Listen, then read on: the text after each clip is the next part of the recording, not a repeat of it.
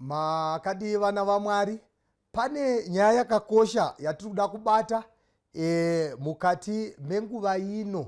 Uchaona kuti kana pane imwe nyaya yanetsa pasi pezuva inyaya yemweya. Then vanhu pavanobvunza vachikubvunza vanoti unopinda yemweya here, unopinda yemweya here. But ndoda kumboti mukati mezuva ranhasi timboisa pachena kuti ko isu kana tichinamata nesabata tinopinda yemweya here. Ndo pandiri kuda kuti ndomubvunzo watinoda kuti tipindure iwoyo kuti iye Jesu ari mumweya akambopinda ipi? Akambopinda ipi Jesu ari mumweya? Regai timhanye pana Luke chapter 4 verse ya 1. Ngatimuone Jesu ari mumweya akapinda ipi? Ndo nyaya yedu. Turangotsvaga iyoyo chete yaakapinda tobva tatopedza. Zvikanzi panapa Luke chapter 1 verse ya 1.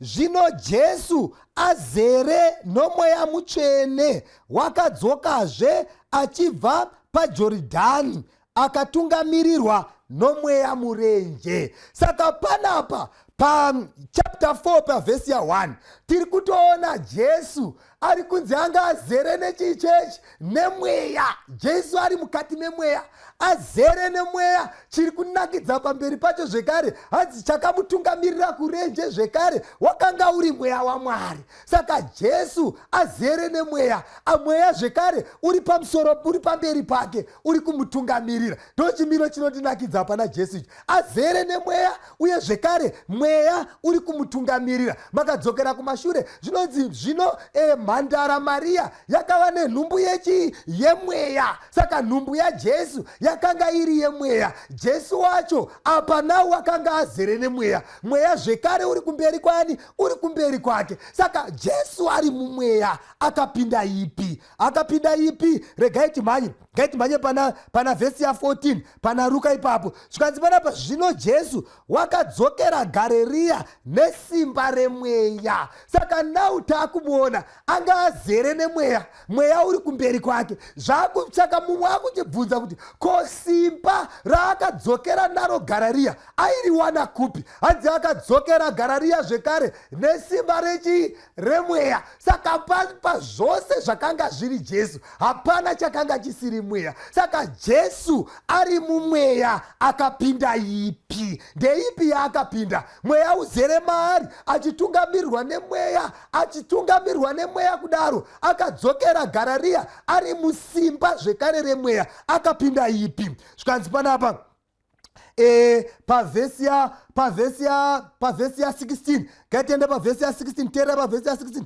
Akasvika paNazareta paakanga arerwa, akapinda musinagogi nemusi weSabata sezvaisita. Amen. Saka Jesu pano zviri kunzi Maria akanga aine nhumbu yemweya mutsvene. Saka panapa pachapter 4 paakunzi Jesu akanga azere nemweya mutsvene. Pachapter 4 zvekare ponzi mweya mutsvene wakanga uri kumberi kwake. Pachapter 4 ipapo zvekare pana Luke pobva panzi akadzokera Garirea ari musimba remweya. Adzokera Garirea ari musimba remweya. Ndezvipi zvaakaita? Akanopinda musinagogi neSabata. Amen. Saka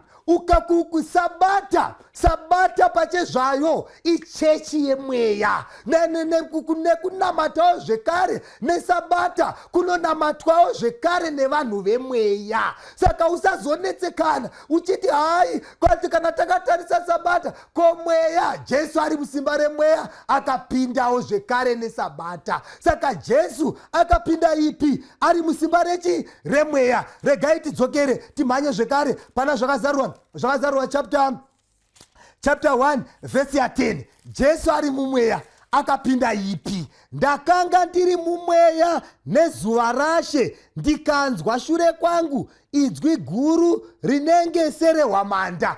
Uyu akunyora uyu ndiJohani. Johani ari kunyora ari kuti nyaya dzemweya dzinoenderana nezuva raShe. Saka paari kunyora ari kuti ndakanga ndiri mumweya nezuva raShe. Saka iwe ko mweya wako unokuita usingakutungamirirewo kuzuva rashe.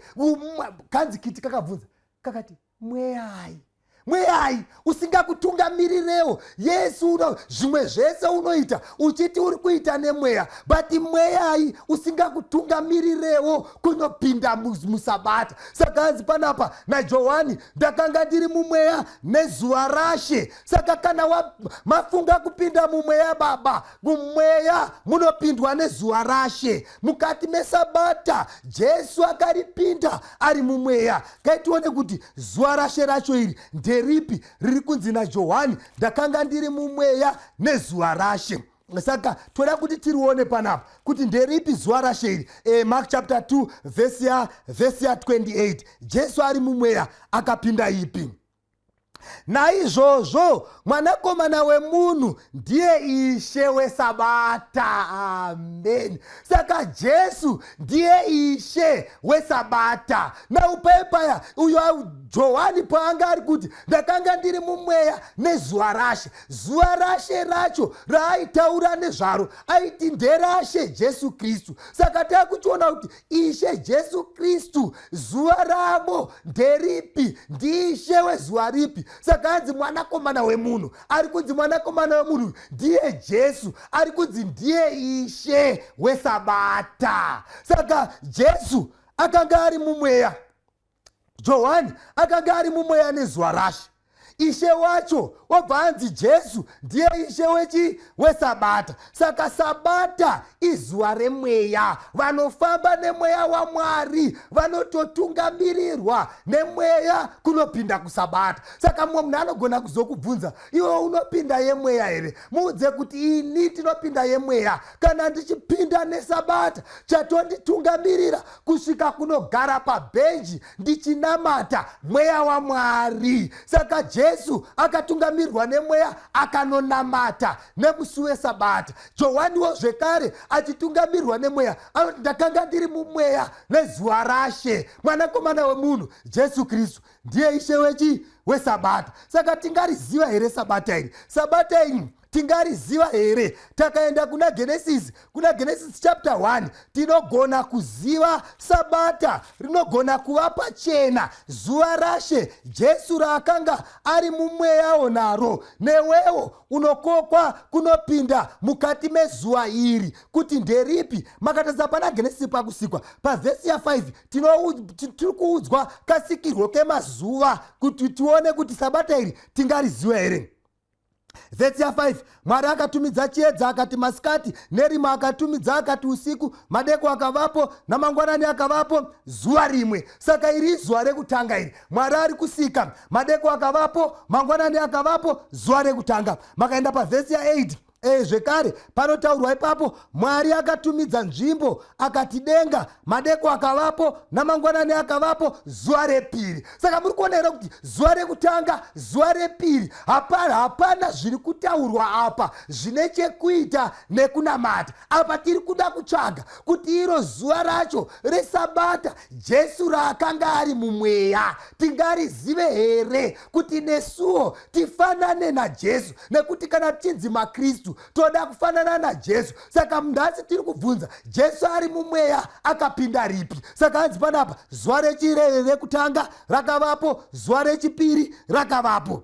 Handiregai timhanye pamberi pavhesi ya 13, madeko akavapo namangwanani akavapo, zuva retatu. Makatarisa mazuva aya pakudondana kwawo, ari kutanga madeko akavapo, mangwanani akavapo, zuva rekutanga. Madeko akavapo, mangwanani akavapo, zuva repiri. Madeko akavapo, mangwanani akavapo, zuva retatu. Makatarisa mazuva aya patiri kuenda nawo, hapana pari kumbotaurwa zvine chekuita nekunamata mukati mawo. Saka tiri kutsvaga kuti iro sabata racho izuva ripi riri kunzi Jesu ari mumweya akapinda mariri. Zvikeregai timhanye tiende zvekare pamberi pavhesi ya 19. Pavhesi ya 19 pari kunziko, madeko akavapo namangwanani akavapo, zuva rechina. Saka taapa zuva rechina. Zuva rechina zvekare pariri kutanga nemadeko, mangwanani obva avapo. Saka makatarisa mazuva aya mukusikwa kwawo ari kuita seakafanana. Makaenda pana vaRoma, pana vaRoma chapter 14 verse ya 5 panoti mumwe munhu unoti rimwe zuva rinopfuura rimwe, mumwe unoti mazuva ose akafanana. Saka ndiri kuona manje kana pane munhu anga akaverenga vhesi repana vaRoma iri achitarisa mazuva aya patiri kuenda nawo, woti zuva rekutanga madeko akavapo nemangwanani akavapo, zuva rechipiri madeko akavapo nemangwanani akavapo, zuva rechitatu madeko akavapo nemangwanani akavapo, zuva rechina madeko akavapo nemangwanani akavapo. Saka ndinoona uya anga ari kuti mazuva ese akafanana anenge aisa maoko muhomwe, woti ndakambokuudza kunamata mazuva ese akafanana. Unogona Jesu, unogona kungonamata nezuva raunoda, mazuva ese akafanana. Zvikanzi panapa oraiti mumwe obva anyarara woti hai oraiti regai tione tiende pamberi, asi anenge achiitawo nharo achiti hai kune rimwe zuva rinopfuura rimwe, ririko rinopfuura rimwe. Uye oti hai mazuva ese akafanana, iye oti hai ririko rinopfuura rimwe. Saka tiri pavhesi 19 regai tiende pavhesi 23 tinzwe madeko akavapo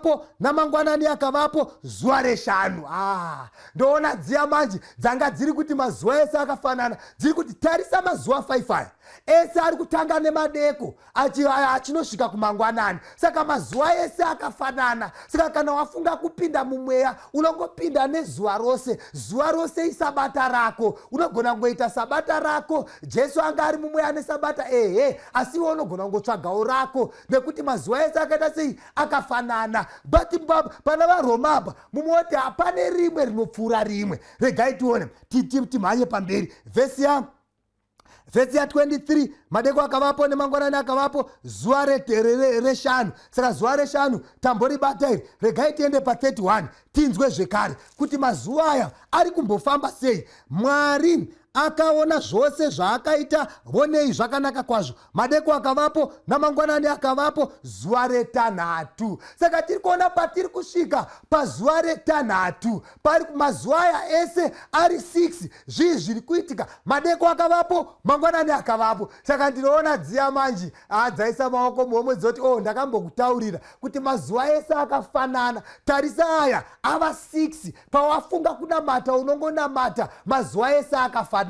But panapa isusu tiri kutsvaga nyaya yaJesu kuti ari mumweya akapinda ipi. Saka nyaya yemweya iyi yanetsa pasi pezuva. Saka hatifanirwe kubva pano tisina kuziva kuti sabata racho iri riri kunzi Jesu akanga nhumbu yake yekuberekwa kwake yakanga iri yemweya. Iye akanga ari musimba remweya, kumberi kwake mweya waimutungamirira. Zvikanzi zvekare iye Jesu chii chaitika, akanga ari mumweya achifamba nesimba remweya akanopinda musinagoge nesabata. Saka tinofanirwa kubva pano sabata taita sei tariziva. Zvikanzi panapa regai tiende pana Genesis chapter 2.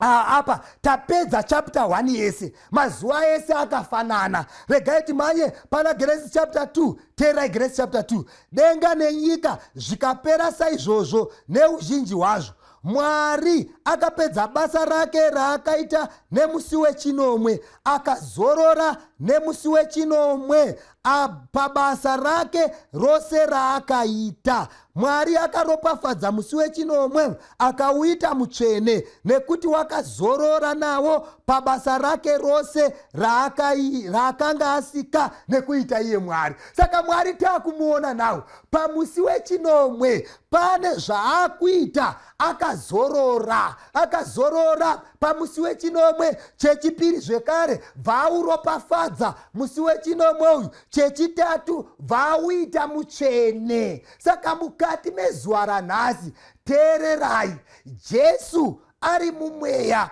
akapinda nemusi wechinomwe. But musi wechinomwe uyu Mwari akaupa here zita musi wechinomwe uyu kuti tizive kuti, nekuti apa pari kungodzi musi wechinomwe. Saka mumwe anogona kubvunza kuti handongogona kutangira pandada ndinosvika pamusi wechinomwe wangu. Saka musi wechinomwe uyu wakapiwa here zita musi wechinomwe. Regai tiverenge, teerai pana Exodus chapter 20 vhesi ya8, rangarira zuva resabata kuti urichengete rive dzvene. Saka pakusika kwaMwari achisika, mazuva ose ainzi zuva rekutanga, rechipiri, rechitatu, rechina kunosvika rechinomwe. Asi patinoona ndepekuti zuva rechinomwe ndiro rakapiwa zita naMwari. Mamwe mazuva ose aya sekuziva kwatinoaita haana kupiwa mazita aya naMwari, akapiwa nevanhu zvichienderana nezvimwari zvavainamata pazuva iroro. Asi zuva rechinomwe iri Mwari akabva aripa zita, vaati zuva rechinomwe iri rinonzi sabata. Zuva iroro rechinomwe rinonzi sabata. Saka tichada kuzoona kuti mamwe mazuva aya akazopiwawo mazita api. Makachienda nawo mukati menhoroondo inokuudzai kuti musi wezuva ratava kuti mande, mukati medzino nguva zita iroro rakaripiwa nemhaka yekuti vainamata the moon god, bvavangoriti mande. Asi takadzokera kucreation tichaona kuti ranga riri zuva rechingani, rechipiri. Makatarisa zuva rekutanga mukati mebhaibheri rakazopiwa zita rekuti kudii, rakazopiwa zita rekuti Sunday, zvichienderanawo nechimwari chavainamata papi, chavainamata ipapo. Saka mazita aya akazotumidzwa mazita nevanhu zvichienderana nezvavainamata. Pamwe Thursday yakanziwo Thursday because pane third god. Saka pasi panapa patiri kuronda tiri kuona kuti zuva rechinomwe rakanzi rinonzi chisabata. Tiri kuda kuedza kutsvaga, regai tione, tiende pamberi. Jesu ari mumweya akapinda ipi, uye zvakakosherei kuti newewo uri mumweya upindewo yakapindwa nani naJesu. Leviticus chapter 23 vhesi ya 3 inoti kudii? Mabasa ngaabatwe mazuva matanhatu, asi zuva rechinomwe isabata rekuzorora kwazvo, iungano tsvene. Musabata basa ripi neripi, isabata raJehovha mudzimba dzenyu dzose. Amen. Ndiri kuona vamwe muri kutoteerera muri kumba. Saka hanzi panapa mudzimba dzenyu dzose, as long uine pamba paunoti pamba, newewo wakafanirwa nekuchengeta sabata. Chikodzero sabata nderevanhu vemweya. Jesu ari mumweya akarichengeta. Zvikanzi panapa iungano tsvene, iungano tsvene. Saka mukati mezuva ranhasi tiri kuti isusu vanhu vatsvene. Jesu akanga ari mutsvene, akari vabva kunhumbu yaMariya yemweya mutsvene. Saka iwewo ari mutsvene saizvozvo akapinda nesabata, ari mumweya akanamata nesabata. Newewo zvekare unofanirwawo kunamatawo mariri. Hanzi musabata, hanzi mabasa ngaabatwe mazuva matanhatu. Saka mamwe mazuva matanhatu esaya hanzi ita henyu mabasa enyu, asi zuva rechinomwe isabata rekuzorora kwazvo mudzimba dzenyu dzose. Saka Jesu ari mumweya akapinda ipi? Toona Jesu ari kupindawo zvekare nesabata. Jesu tinomuona aripo achiti ndiri mumweya. Sabata zvekare nderevanhu vemweya. Saka ukaona vanhu vachitoti isuwo tinochengeta sabata, zvinoreva kuti naivowo vanhu vemweya. Sabata rinotochengetwa nevanhu zvekare vane mweya wani, vane mweya waMwari. Regai timhanye tione zvimwe zvekare zvatingada pamusoro pesabata. Ezekiel chapter 20 vhesi ya 12. Gati manye pana Ezekiel tingobata dzimwe pfungwa ipapo tobva chapter 20 dzaEzekiel vhesi ya 20 inoti kudini? Masabata angu ngave matsvene kwamuri, zvigova chiratidzo pakati pangu nemi, kuti muzive kuti ndini Jehovha Mwari wenyu. Saka hanzi sabata chiratidzo chinoratidza kuti Mwari waunonamata ndiye Mwari wezvokwadi. Ndo chimwe chinoratidzwa nesabata. Zvazvinoreva ndezvekuti munhu haagoni kuva ni atheist kana achichengeta sabata.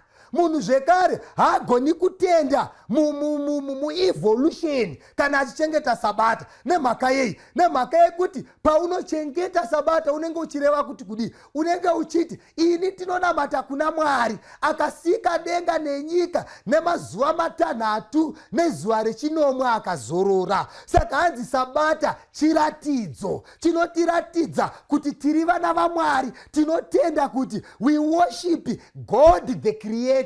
We don't believe evolution, asi tinotenda muna Mwari akasika. Saka Jesu ari mumweya akachengetawo zvekare sabata. Akaraka mweya wakamutungamirira kunochengeta sabata, zvichireva kuti kudii? Mweya wakamutungamirira kunoagriya nababa vake pakuti kudii? Pakuti vakati nyika yakasikwa nemazuva mangani? Matanhatu nezuva rechinomwe wakazorora. Zvikanzi panapa pavhesi ya 12, ndakava pavo masabata angu chive chiratidzo pakati pangu navo kuti vazive kuti ndini Jehovha unovaita vatsvene. Saka sabata rakakosha zvekare. Chii chakakoshera sabata? Kuti Jesu aripinde ari mumweya. Hanzi kuti vanhu vazive kuti ndini Jehovha ndinovaita vai? Ndinovaita vatsvene. Saka zvakakosha vana vaMwari mukati medzino nguva kuti kwatiri kwose kana tafunga kupinda yemweya tipindewo zvekare nesabata. Nehemiah chapter 10 vhesi ya 31. Gai tingopfuura nepapa tingoona kuti ndezvipi zvimwe zvinoitwawo zvekare nesabata. Chapter 10 vhesi ya 31. Uye kuti kana vanhu venyika vakauya nezvinhu zvavo kana zvokudya zvipi nezvipi kuzotengesa nezuva resabata, isu hatingavatengeri nesabata kana pane rimwe zuva dzvene. Uye kuti ticharegera nyika pagore rechinomwe. Hanzi panapa kana vanhu venyika vakauya nezvinhu zvavo nezuva resabata, isu hatingavatengeri. Teererai, zvakakoshawo zvekare kuti gadzirira sabata. Warigadzirira zvinhu zvako zvose wova nazvo mukati mezuva resabata. Mozisi pane imwe nguva woti inhasi zuva rekuzorora, chidyai zvamakagadzira. Pati ukatarisa mukati mezuva ranhasi, pamwe panotoitwa mayouth program, ve-ice cream vakutowana mumaketi pamasabata. Teererai, hanzi kana vanhu venyika vakauya neice cream dzavo neyogati nezuva resabata, isu hativatengeri. Chikonzero tinenge takarigadzirira kare. Chikonzero tiri vanhu vemweya, tinopinda yemweya yakapindwa naJesu. Amen. Tingariziva here sabata iri? Regai timhanye pana Mark chapter 15. Mark chapter 15 vhesi ya 42. Timboona kuti mukati mezuva ranhasi sabai vamwe vanoti harisisiko rakapera kare pakangofa Jesu. Now pana Mark chapter 15 regai timboona kuti iye Jesu wacho paakafa nekumuka akarisa here pachena sabata iri kuti tigonewo kurinamata sevanhu vemweya. Zvikanzi panapa chapter 15 vhesi ya 42. Zvino ava madeko zvarakanga riri zuva rokugadzirira ndokuti rinotangira sabata. Teererai, pano parikutaurwa nyaya yekuvigwa kwaJesu. Saka hanzi panapa Jesu paakafa, paakavigwa, musi iwoyo wakavigwa Jesu unotangira sabata. Makadzokera kuHeaster haimo hayo mubhaibheri, asi inotibatsira kunzwisisa pfungwa iyi. Pakuti kudii? Pakuti iko musi weFriday nyika yose inotenderana kuti Jesu ndo paakavigwa. Saka zviri kunzi nawo musi wakavigwa Jesu uyu unotangira sabata, unosvika sabata risati rasvika. Saka takutoona kuti Friday iyoyo iri kuti ini handisirini sabata, asi kana muchitsvaga sabata ini ndofanira kutanga ndasvika sabata rozotevera. So panapa pari kunzi ndokuti unotangira chii? Unotangira sabata. Saka pakavigwa Jesu musi iwoyo unotangira chii? Unotangira sabata. Makazoenda pamberi panapa pana chapter 16 vhesi ya 1 pari kunziko sabata rakati rapfuura Maria Magadharini naMaria mai vaJakobhe naSarome vakatenga zvinonhuhwira kuti vaende kuzomuzodza mangwanani nomusi wekutanga wevhiki. Aha, saka panapa pari kunzi pakavigwa Jesu, pari kunzi musi unotangira Sabata, musi wekugadzirira. Endi tose totinonzwisa kuti pakavigwa Jesu yakanga iri Friday, saka musi uyu uri kunzi unotangira Sabata. Asi vanhu vanotenderana zvekare kuti Jesu akazomuka. Toda kuona kuti pakamuka Jesu apa wakanga uri musi upi. Ndo pari kunzi nemusi wekutanga wevhiki ndo pakamuka Jesu. Makatarisa mamwe mabhaibheri anoisa pachena obva vati early Sunday morning. Saka Sunday svondo ndo pakamuka Jesu, uye ndo vanhu pavanopemberera vachiimba nziyo dzavo amuka muponesi vanotenderana kuti ndo pakamuka Jesu. Saka pakamuka Jesu, musi wakamuka Jesu uri kuti handisirini Sabata, Sabata rapfuura. Ndo pari kuti Sabata yakati yapfuura. Saka Sabata yakati yapfuura, musi wekutanga wevhiki ndo wakamuka Jesu. Saka tikuona kuti zuva riri pakati peFriday neSunday, iroro zuva iroro iro ndo rinonzi Sabata. Sezuva iroro ndo rakazotumidzwa mumazita evanhu aya vainamata the planet Saturn, vakaritumidza kuti Saturday, but Mwari akaritumidza kuti Sabata, ivo akaritumidza zvikari kuti musi wechinomwe. Saka Jesu ari mumweya akapinda ipi? Tatoona pano kuti Jesu akanamatawo zvekare neSabata, newewo unofanirwa kunamatawo zvekare neSabata. Regai tingomhanya tionewo vamwe vakati hai hatingasaririri pakunamata nomweya, tichinamata neSabata. Regai timbobvunza Pauro kuti akati ndosaririra here, sezvo Pauro akazorarama Jesu aenda. Zvikanzi chapter 17 yamabasa vaApostori vhesi ya1. Zvino akati agura neAmfipori neApuronia vakasvika paTesaronika paiva nesinagogi ravaJudha. Zvino Pauro sezvaaisiita akapinda kwavari akataurirana navo zvapamagwaro maSabata matatu. Pauro ari kuna iyewo sezvaaisiita setsika yake akapinda musinagogi neSabata akataurirana navo zvapamagwaro maSabata matatu. Saka tinoona pano Pauro anoti neniwo kana Jesu ari mumweya akapinda neSabata, neniwo ndinopindawo neSabata rakapindwa naro naJesu Kristu. Regai timhanye pana Luka chapter 23 timbobvunzawo Mary kuti ko Mary anodawo here kunamata nemweya, anodawo here kuitawo zvakaitwawo nani naJesu Kristu, zvekuti Jesu ari mumweya akanamata neSabata.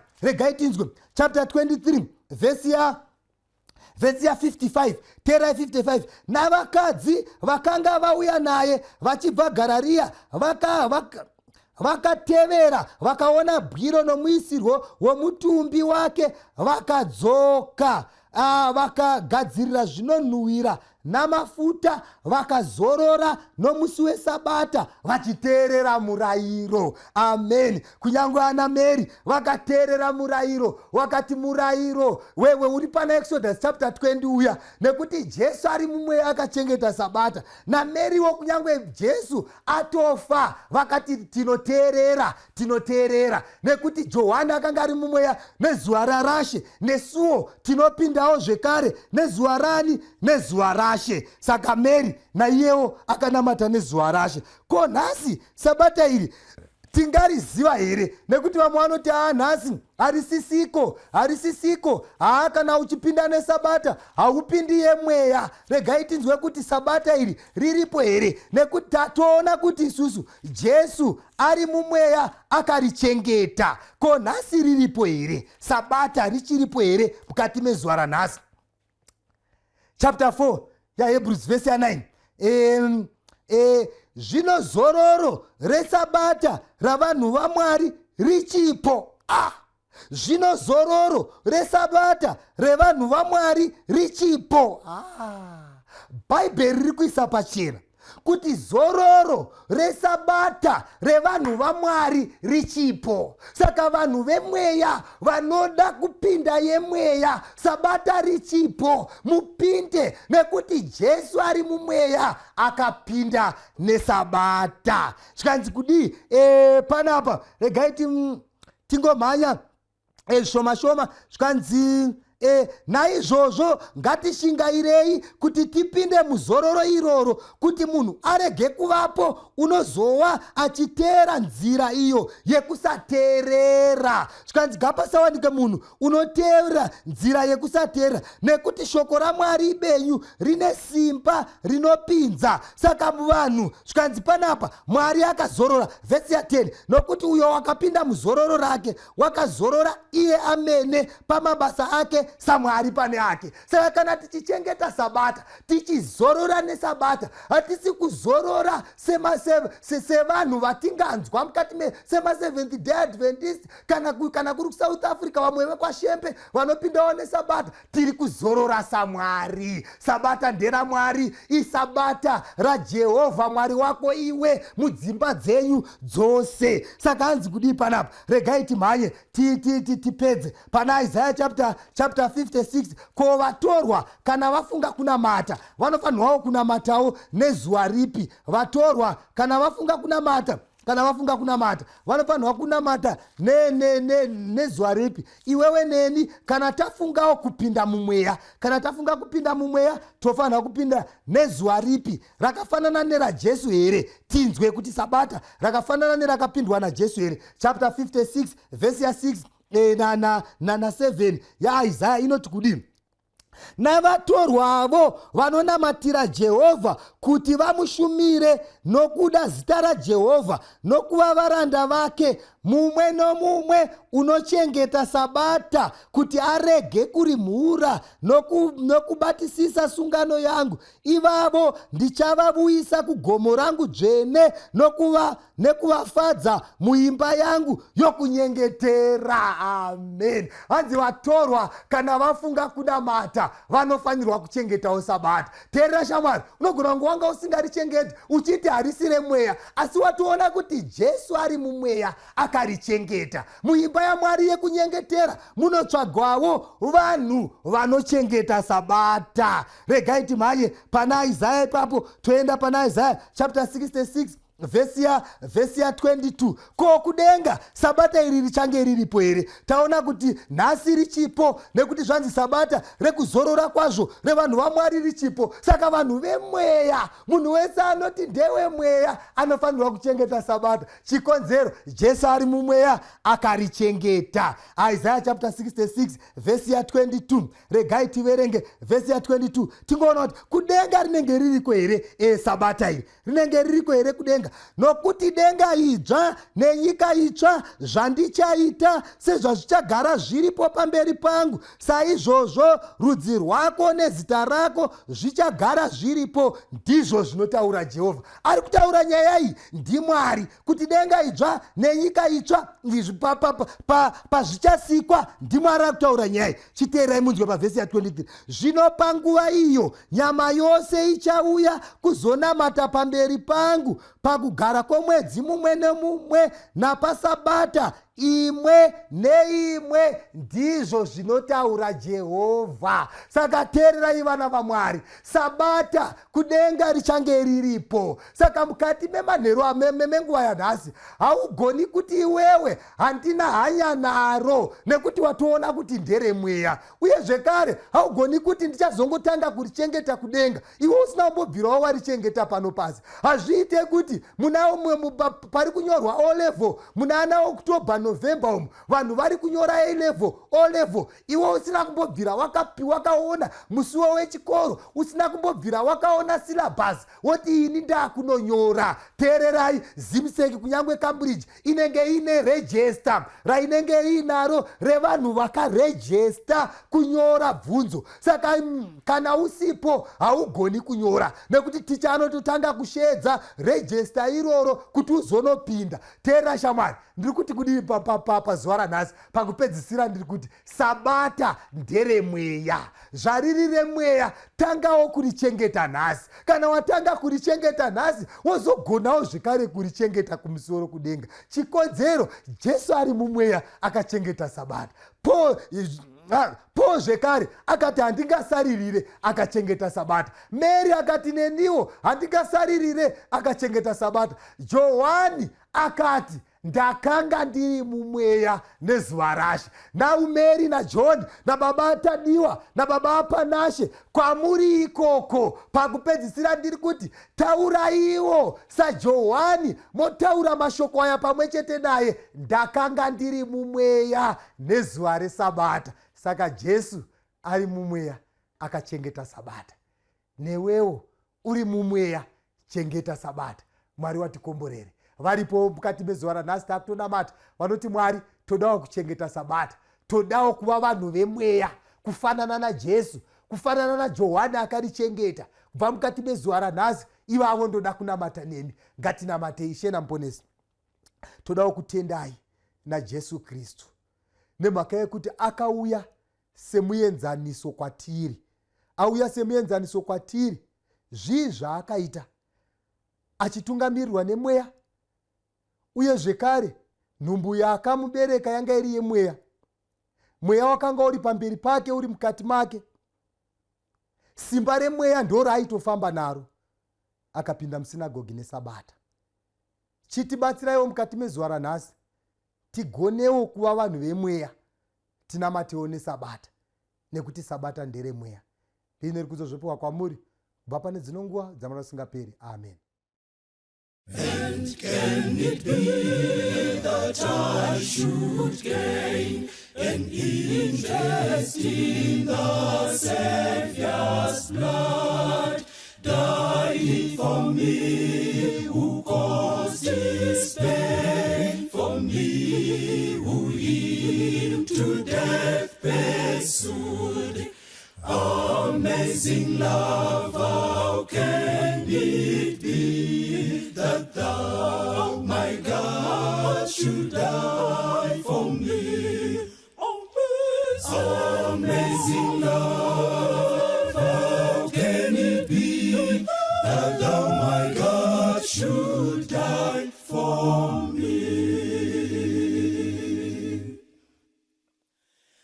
He left his Father's throne above, so free, so infinite his grace, emptied himself of all but love, and bled for Adam's helpless race. Amazing love, how can it be that thou, my God, should die for me? Amazing love, how can it be that thou, my God, should die for me? No condemnation now I dread, I am my Lord's and He is mine. Alive in Him, my living head, and clothed in righteousness divine.